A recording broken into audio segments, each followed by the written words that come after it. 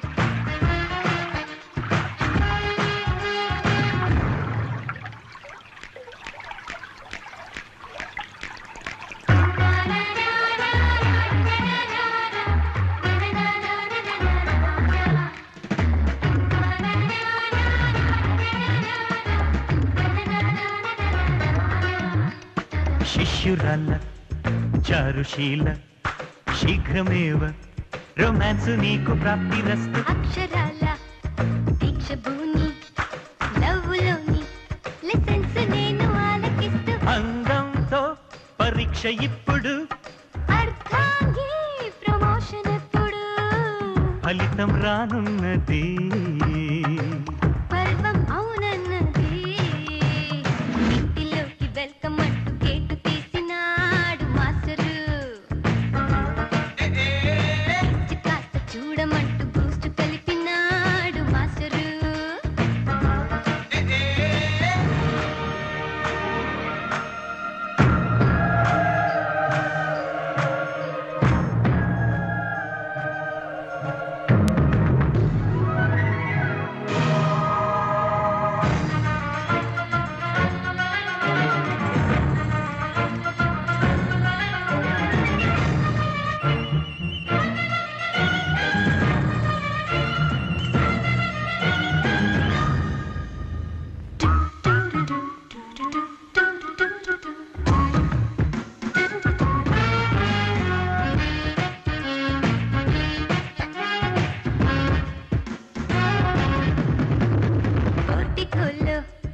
లైబ్రరీలో కారిడార్లో భరించలేని తాపమాయే. పుస్తకాల్లో డిక్షనరీలో బ్లాక్ బోర్డులో లిఖించలేని ఆకలాయే.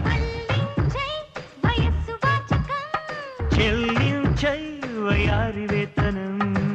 గురువ లేటెందుకు లఘువై రాముందుకు. ఇంటిలోకి వెల్కమ్ అంటూ గేటు తీసినాడు మాస్టరు. కాస్త చూ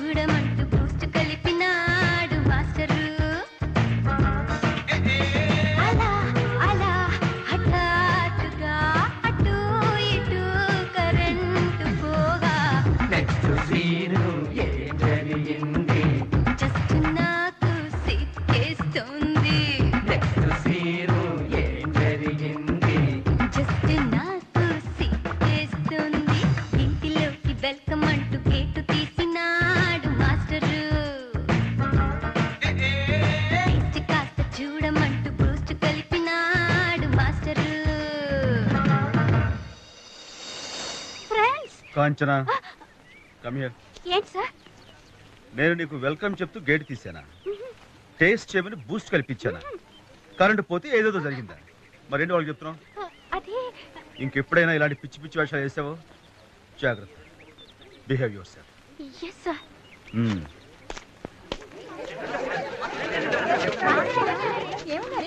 అదా ఆయన ఏమన్నాడంటే మన మధ్య జరిగిన విషయాలు 10 మందికి ఎందుకు చెప్తావు, గుట్టుగా ఉంచాలి కదా అన్నాడు. చిల్లిపి. ఏయ్, why are you going? ఏమైంది మీకు? నువ్వంటే వాళ్ళ కుళ్ళు. యా, నేనంటే వాళ్ళకి